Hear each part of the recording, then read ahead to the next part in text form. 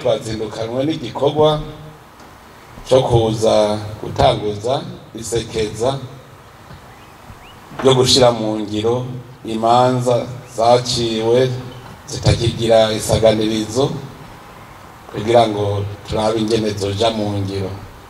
Duhereye muri iyi ntara ya Karusi kuko nabonye ari intara ntoyi mugabo ifise amakomine make mugabo ifise imanza nyinshi, sinzi igituma ari hari amatati menshi kurusha ahandi.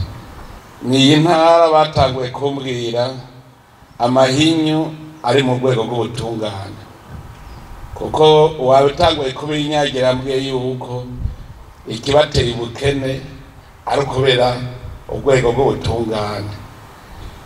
Ndabazi ingene vyagenze, bati nodashoye impene nturonka urubanza, batudagurishije itongo nturonka urubanza.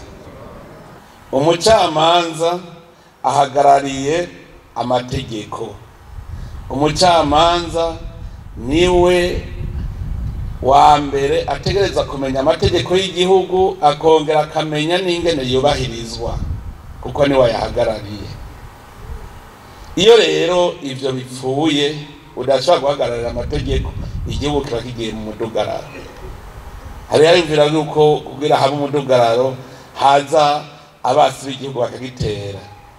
Niyo uri ndongozi cane cane uri umuntu ajejwe umutekano n'ubucamanza ukabifata minenerwe, igihugu ubu giteye umudugararo. Hariho ababibaza ngo mbega ngo none ngo tuzoshikayo gute? Naganda abwire uramatari ngarabizi, imodoka zose ziri muri iyi ntara yawe zipfa ko ari iz'igihugu, nta kindi zijeje. Uramatari afise imodoka, musitani arafise imodoka, uwujejwe inyigisho mu mashuri arafise imodoka, uwujejwe uburimyi arafise imodoka, komiseri arafise imodoka, uwujejwe iperereza arafise imodoka, umusirikare arafise imodoka. Ntidushaka kuvuga ngo twabuze imodoka, ico ntikirimo. Muno munsi imodoka zo muri Karusi zose zitwa ko ari iz'igihugu, nta kindi gikorwa zijejwe kushika tugiheze.